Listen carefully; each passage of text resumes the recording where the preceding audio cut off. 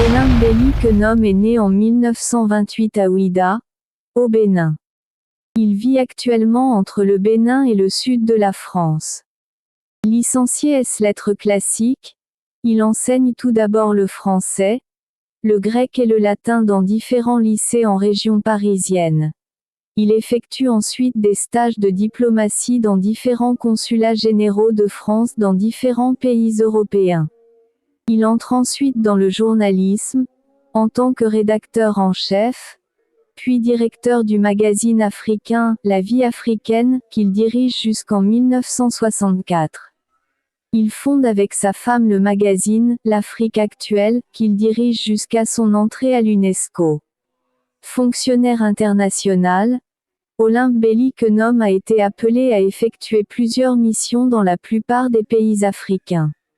Il est également un expert de l'OA pour les problèmes culturels, littéraires et des industries culturelles en Afrique noire, membre de l'Association africaine de culture et de l'Association internationale des critiques.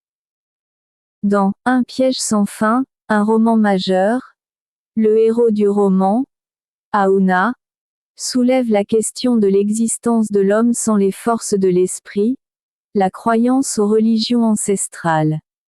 Il pense que les dieux de l'animisme sont trop nombreux pour être efficaces et le dieu des musulmans est indifférent aux malheurs des hommes.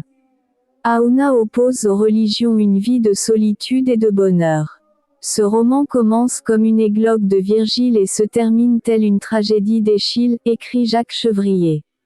En effet, dans Un piège sans fin, Olympe Kenom nous relate l'histoire tragique d'un héros peul, éleveur-cultivateur musulman, épanoui dans sa vie, artiste et poète jouant de la flûte, mais son père affronte différentes adversités, le choléra s'abat sur ses troupeaux, une invasion de criquets s'abat sur ses champs et récoltes.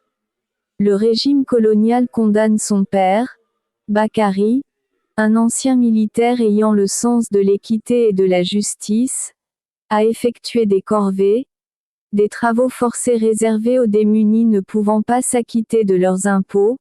Excédé de cette accumulation de malheurs, cet homme digne et respecté se suicide, en se poignardant. Par conséquent, à ce stade, contrairement à L'Enfant noir, de Camara Lay, 1928 à 1980, chantant une Afrique intacte, idyllique et harmonieux, sans influence extérieure, Un piège sans fin, est un roman rageusement anticolonialiste. Dans L'Initié, terminé en 1964, mais publié en 1979, Olympe Kenom, au carrefour de plusieurs civilisations animistes, chrétiennes, musulmanes, européennes, franc-maçonne, se donne l'objectif d'éclairer le lecteur sur un univers culturel dynamique faisant appel à un métissage culturel et la redéfinition de l'identité culturelle des Africains confrontés au mythe fondateur du fait colonial, dans un dépassement de l'opposition tradition-modernité.